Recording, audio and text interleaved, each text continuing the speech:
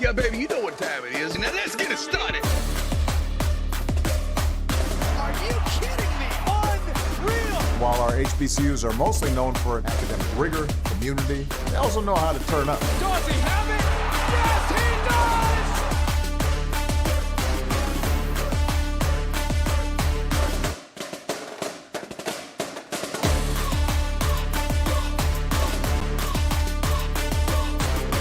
And that might be the knockout punch.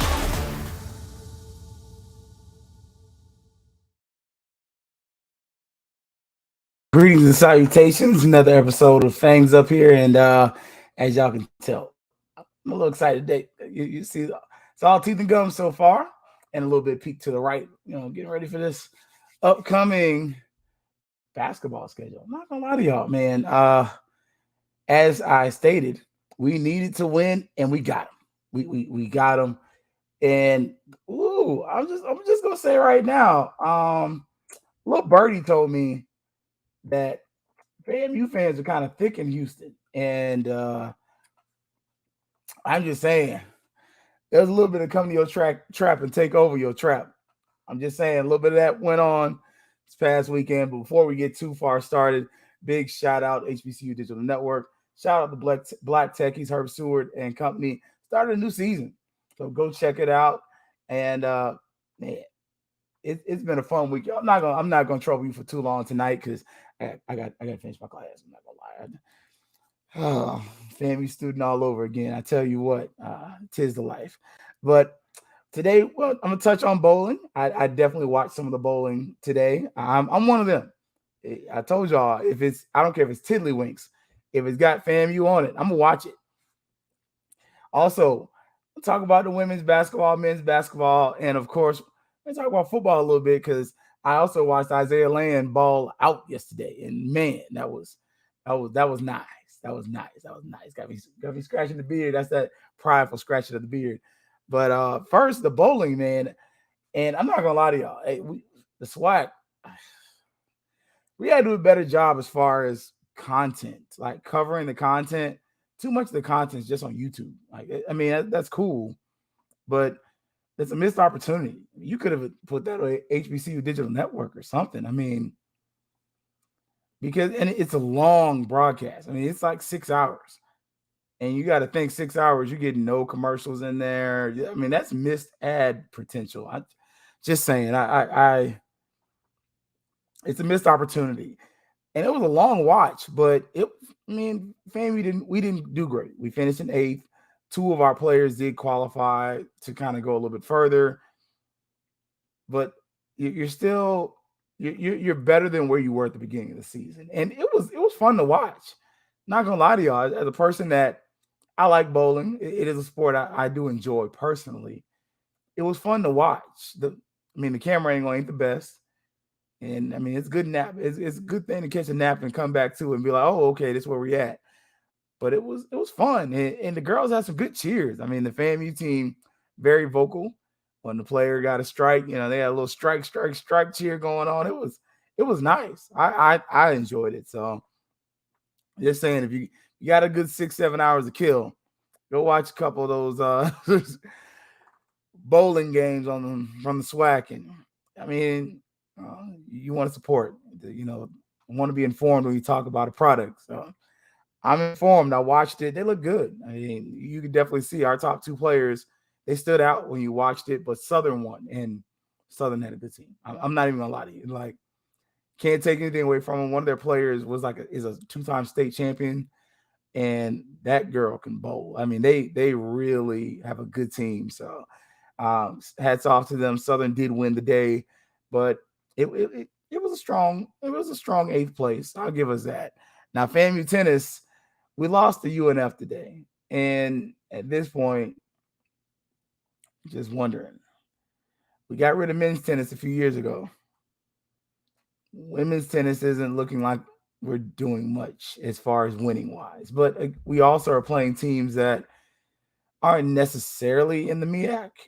So that's another thing to kind of look at. It's just one of those things that have you asking questions about the state of the program, but then what can we do to support it?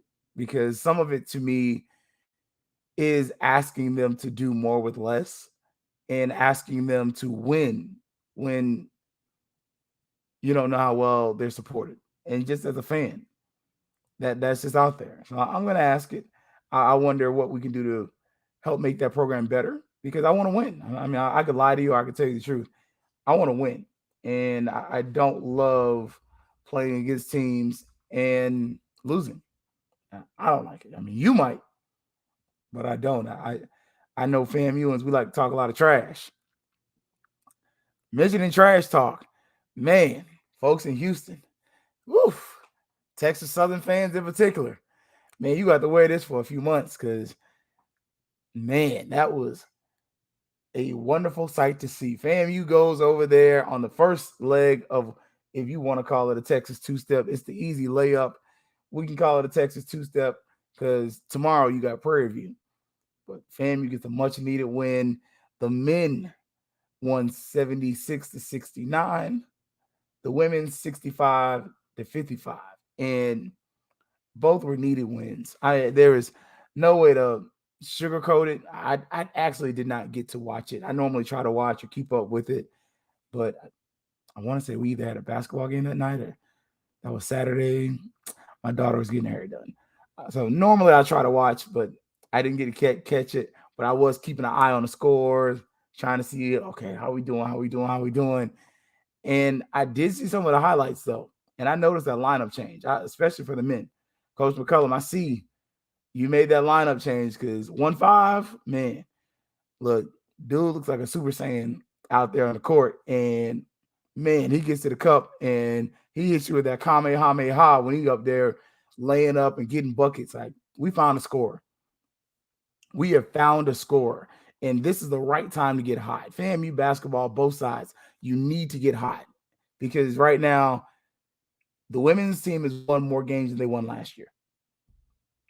I know I'm jumping from men to women right now, but go along with me for a second. The men are a little bit behind, but both teams need to really finish strong to make the conference tournament. I'm going to focus on the women for now. As I stated, the women have officially won more games than they did last year, and they're halfway to my number. I told you all at the beginning of the season, and I think I even said it last year. My number for this season was 10 wins. If Coach Pillow hits 10 wins, look, I'm here for it.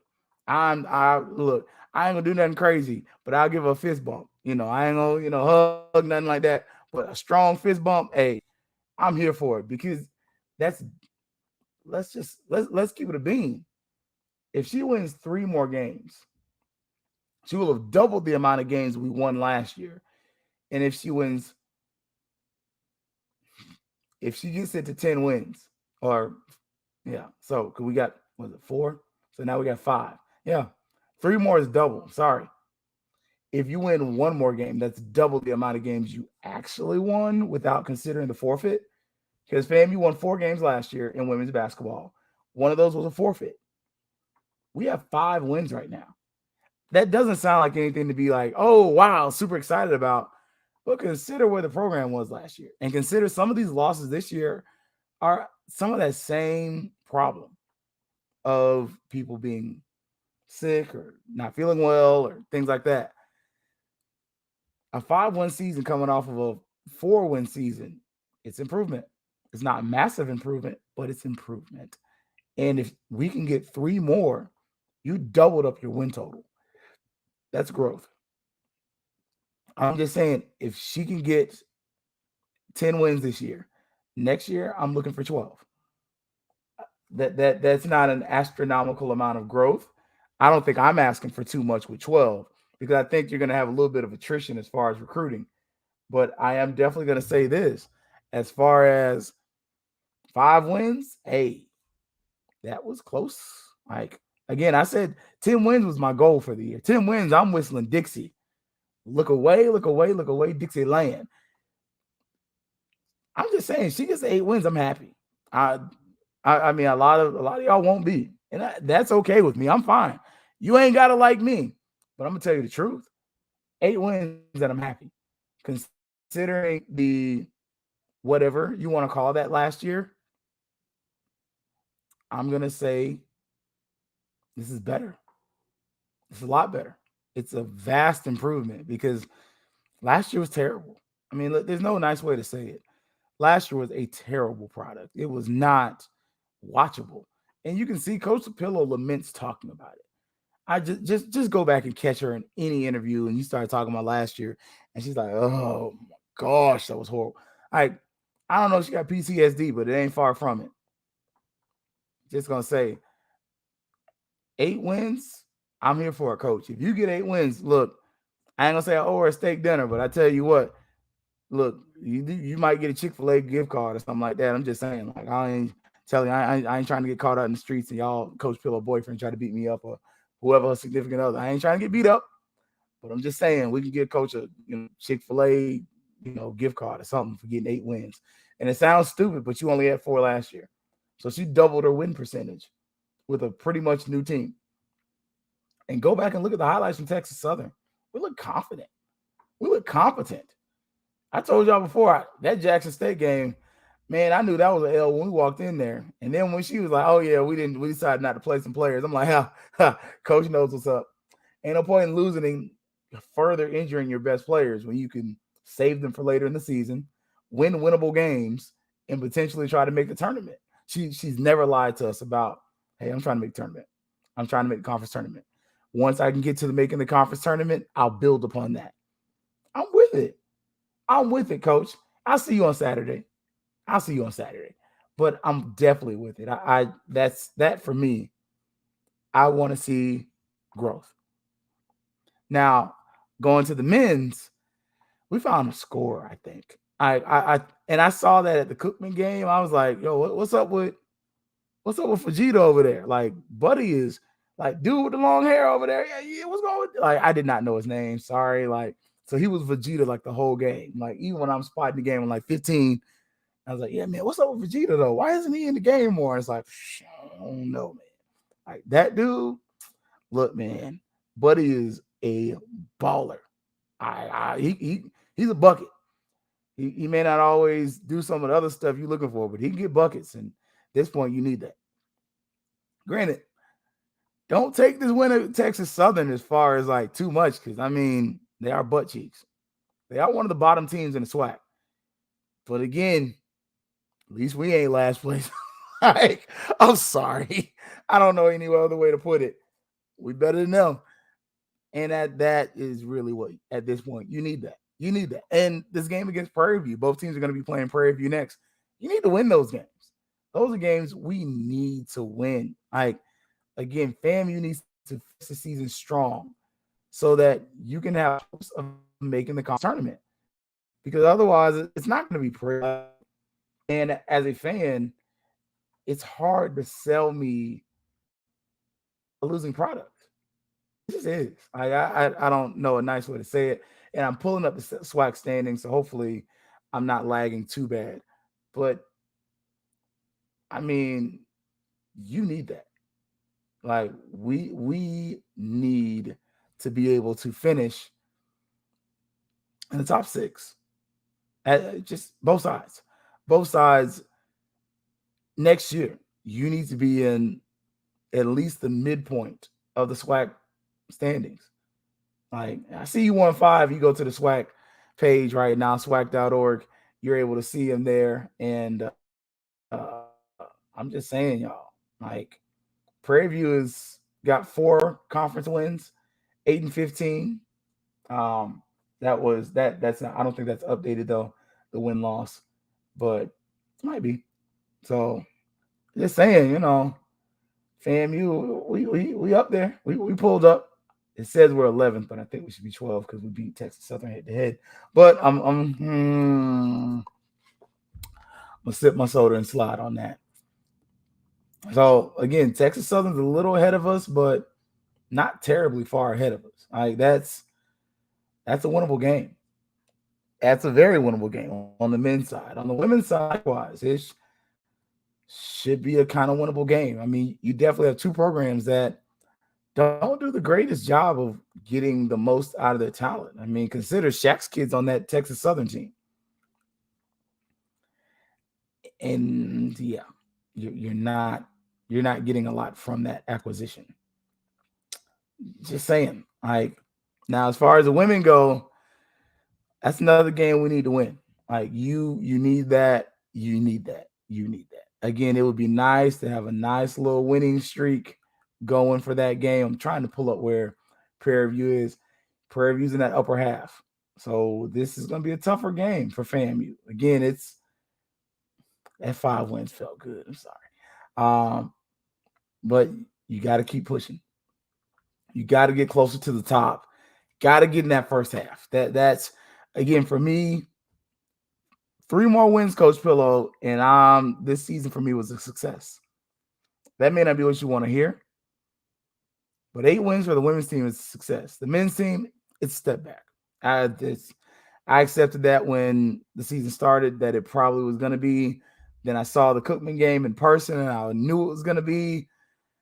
Yeah, this is really can we hold on to our best recruit going into next year? Because if there's not some progress seen, you might have some questions, and there's probably going to be some turnover. You got to find some scores, and you probably going to have to continue to change the offense to fit the personnel more so than have the personnel fit the offense. You got to get buckets, got to score. Now, we also football yesterday. If you missed Isaiah Land in the Shrine game, y'all kind of missed a treat. Like, I'm gonna hit y'all with the old church thing. You missed a treat. He played linebacker, he played defensive end, and he played stand-up linebacker a lot. And when you go back and watch the post-game interview, the coach is talking like him and the guy from Jackson State saying how selfless they were, how willing they were. Like, yo, Isaiah Lamb was brought there to be an edge rusher, and he played stand-up linebacker. And he looked competent. He looked good. Remember, at FAMU, that was my question going into the season about Isaiah Land. His build and his make are very similar to former NFL player Telvin Smith. Very similar, eerily within a pound of each other. They were that similar going into the season. And all season, he plays with his hand in the dirt. Undersized defensive end, which is kind of the norm, though. I mean, look now, though. He's bulked up. I mean, the weight room's been good to him. And you just look over and you're like, okay, Isaiah Land looks a solid 240. I could be wrong, but he looks like a solid 240, and it's muscle. It ain't fat. He ain't been I almost said Barn Hills. That's to tell you. You know I'm from Tallahassee. I said Barn Hills.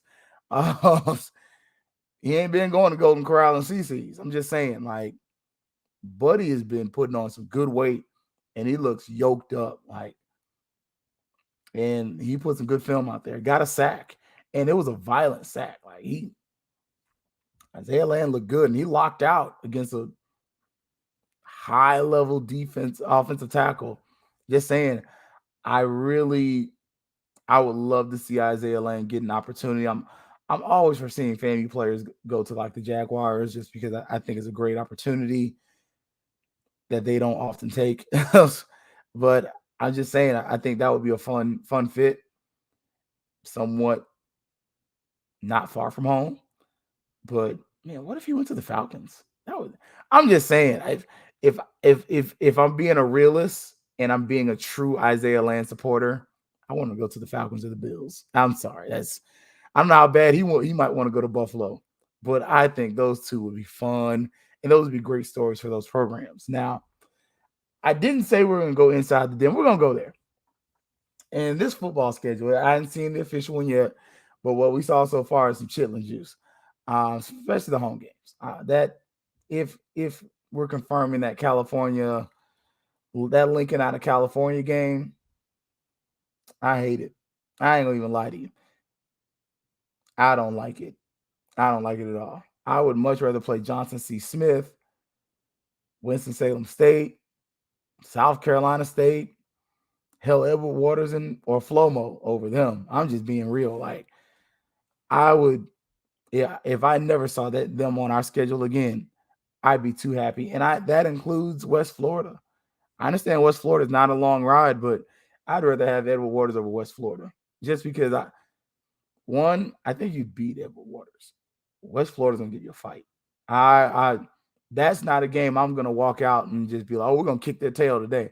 That's a game we walk out there like, yo, look, don't get too liquored up and think you're going to leave at halftime. This is going to be a dogfight. And they got a really good quarterback coming in too. Fortunately, you get them early in the season, but that's going to be a tough game. Very, very tough. Go back and look at the film. They looked decent in practice against us. That's not a blowout game. So I'm just saying, not a game I want, not a game I ever want. I just don't. And it's not ducking competition. A little bit with West Florida, but really I'd rather keep the money in the community. I'd much rather see those dollars go to an Edward Waters or a FLOMO than the West Florida. Just those are private HBCUs. West Florida is a public SUS school. SUS stands for State University System. If you're not familiar, they get state money just like us, and they're actually our competition. We compete with them for state dollars. We don't really compete with FLOMO and Edward Waters for anything. If 9 times out of 10, I'll say 8 times out of 10, if a student gets into FAMU and they get into FLOMO and they get into Edward Waters, unless the financial aid package is the real difference maker, they're coming to FAM. I mean, let's just be real. I'd much rather keep those dollars in the community. That's just me. I would love to see a Johnson C. Smith, any one of those schools from CIAA, SIAC over Lincoln from California. I'd rather see Lincoln, Missouri, to be honest.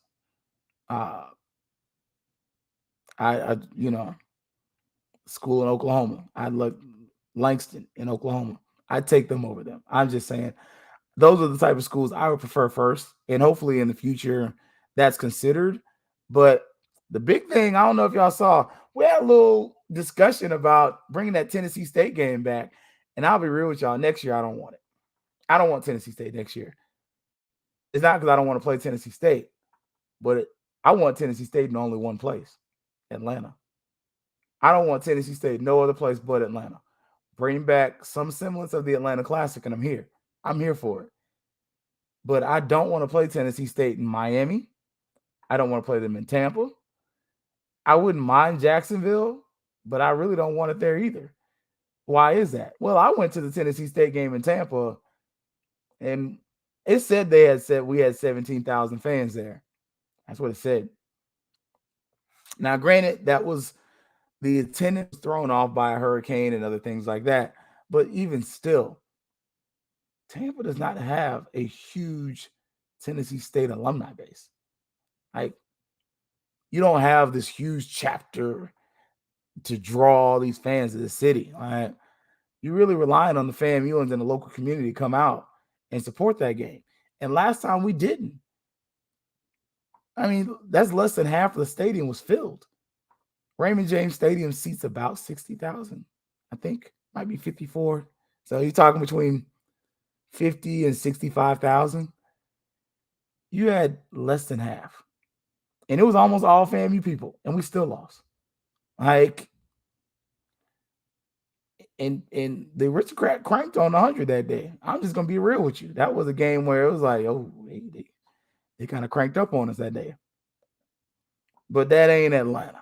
It don't compare. The Atlanta Classic is a different monster. I mean, and for those students and generations of FAMUans who've never seen it, you missed it. It was amazing. The Atlanta Classic was awesome. I mean, my daughter is 12, and until the Atlanta Classic stopped, she was there. I mean, that was a family trip. Go to Atlanta. And a lot of people made that trip and made that trek. And I think it's just a better venue. I think it's a better area. It's just more, you're going to get more support. That's the nice way I'm going to say it. Because in Jacksonville, yeah, it's 3 hours from Tallahassee. But it's 3 to 5 hours from a lot of your major cities. About 3 hours from Orlando, 2.5, going on 3. About 5, 6 from Miami, like maybe 7. Like, okay, you're talking 4 or 5 from Tampa. So you get that NFL venue, But with that game, if you and the Orange Blossom Classic has been moved. It's a myth to say the Orange Blossom Classic has always happened in Miami. It hasn't. It's been in Jacksonville before. I've gone to it. We played South Carolina State when I was young, and we went there, and it was like, oh, okay, this is cool. Like, I want to say we beat them and left early. Again, that's been years ago. The stadium isn't terrible. I mean, it's gotten improved. I'm not gonna lie to you. Like, the parking area around TIA Bank Field is pretty solid. You do have 3 great venues there. You have the Veterans Arena, which is awesome. I think that's awesome.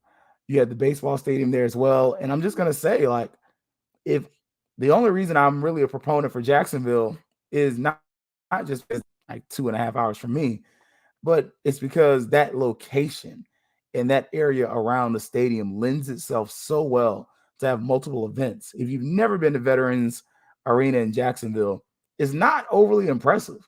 It's about the size of the Lawson Center. For a major city, the arena seats like 10,000. It's not huge. And it's got this one weird wall there too, like at the back of it. And just saying, I'm a Jacksonville Sharks fan, so I like arena football too, and that's my team. But you also have the baseball stadium where the Jumbo Shrimp play. It used to be the Sun. Those are 2 venues where you could have a nice battle of the bands. I mean, I'll be honest, there's no way on this side of heaven I want to have an outdoor battle of the band in Jacksonville. Just the weather is just too wonky. I mean, it can be hot, it can be cold at night. You're right there on the water. I don't think that's something I would want. I would love to make that a weekend though. I think if you did take the OBC to Jacksonville, that would be a great place because you could bring a South Carolina State there again, but make it a weekend thing. Make it a recruitment fair where you're recruiting the students in Jacksonville to both South Carolina State and to FAMU or to whatever institutions. Have something where you have a step show at the Veterans Memorial Center Arena, and then you have the Battle of the Bands, and have that maybe in the arena as well, or something in that area. But it's really, you have all 3 of the football stadium, the arena, and the baseball stadium, all in the same park. And that's the only reason I'll say Jacksonville is okay with me, because I don't want Tennessee State, Miami. They're not going to travel. Let's just be honest. They're not going to travel. I highly doubt we really get some of the support we got from Jackson in the past. I mean, they showed up. Anybody who said they didn't travel well this year, you might not have been at the game. They traveled well, considering that game had about 40,000, like 35, 40, close to 40. So considering that's an 8-hour ride for the people in Tallahassee. I mean, for people in Central Florida, it's 4.5. That's a good attendance. And the city showed up. The city of Miami, those fans down there, they did a decent job of showing up. Again, Tampa, that was not it at all. I mean, 17,000 for that game. And both bands were there. It's not even Tennessee State didn't come and the 100 wasn't there. No, both of them were there. And the Tennessee State side looked like they had 700 people. Just being real. So no. So I think if you do have the OBC and you keep that going on, it's a great opportunity to keep. But I do think you potentially move that to a Jacksonville if you don't keep it in Miami. But honestly, for that extra game, whenever you do want to add Tennessee State, it needs to be in Atlanta. Because Atlanta, they got a nice size alumni base. But it's also not overly far from Nashville. It's not a bad ride from Nashville. It's not a bad ride from Tallahassee. I mean, I hate making that ride from Central Florida because it says it's like 6 hours, but that's like 7-8 hours in that traffic.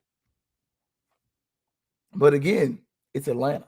Like, you got so many alumni from all these different schools, HBCUs, everything else. Hey, you have a battle of the band that Friday or Saturday. I mean, yeah, that Friday. I'm just saying. You already having battle of the bands there. But have that and invite the AU Center schools. Invite some of the other schools that may be off that weekend and make it into a big event. I'm just saying, within those confines, that's something I do. And even if you do have the OBC and you move it to Jacksonville, invite Cookman, invite Edward Waters. They have a band program. Invite Benedict, invite the local HBCUs that are 4 or 5 hours away within a 4 or 5 hour radius, Savannah State, and say, hey, we're having a battle of the bands. Y'all come down. But also have a college fair that Friday. Take the students out of Duval County schools and say, high school students, we're having a college fair. Get your Edward Waters, get Allen, get Benedict, South Carolina State, FAMU, FLOMO.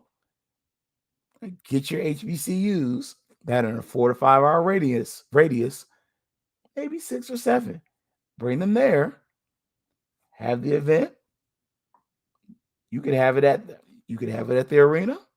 You could have it at some other place. But have that and give these students an opportunity to be exposed to the HBCU culture and have opportunities and see the options that are out there. I think that's the way to go, because I really feel like if you do move the OBC to Jacksonville, it then makes it viable for A&T fans to come down. Because it's not a good ride for North Carolina A&T fans, but it's not terrible. And you're still in the NFL facility.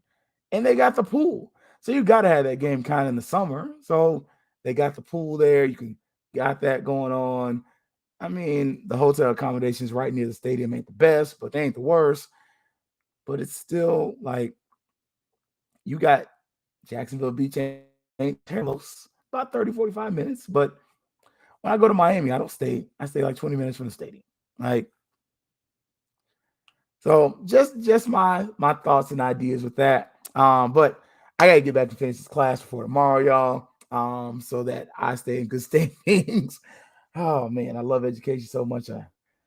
Going back to get a certification through FAMU. I'm crazy. But as always, y'all, big shout out to HBCU Digital Network. Herb Stewart and Black Techies. Again, they dropped an episode, I think it was Friday, it was Saturday. And then he did the basketball spaces on Saturday too. So go check Herb out. Very knowledgeable when it comes to basketball. Y'all see how I kind of like I keep an eye on it. I have to look at the stats. I'm more of, when it comes to basketball, I started looking at stats and numbers, and I'm more the analytics guy. Then it's like run a 2-3, 3-2-1, like 1-3-1 zone. Like 3-2-1 is not possible, but a 1-3-1 zone. Like I'm less of that and more like, okay, shot percentage is this guy's that. The analytics say that we should do this. But Herb is great. He's awesome, and he knows a lot about the different teams and whatnot. So go check him out there. Also, look out for HBCU Nightly, man. They got a little thing going on in Twitter Spaces, man. Go check them brothers out, man.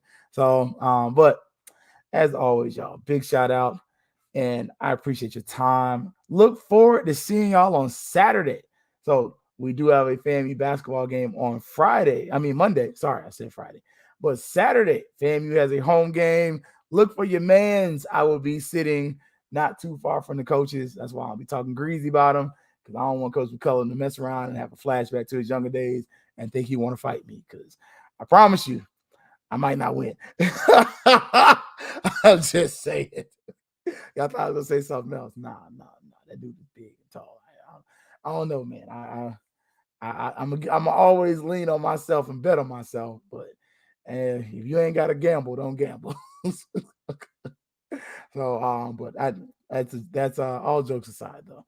I do look forward to being up there. Look forward to seeing y'all on the highest of Seven Hills Saturday at the men's basketball game. But tomorrow, FAMU men's do play Prairie View, and hopefully we get a sweep of the state of Texas. And they should, if we sweep the state, we should like get a Buc-ee's foot in Tallahassee or something. I'm just saying, like some of y'all want something small. I want a Buc-ee's. All right, though. As always, y'all, it's gonna be Fangs Up. Yeah, baby, you know what time it is. Now let's get it started. Are you kidding me? Unreal. While our HBCUs are mostly known for academic rigor, community, they also know how to turn up. Toss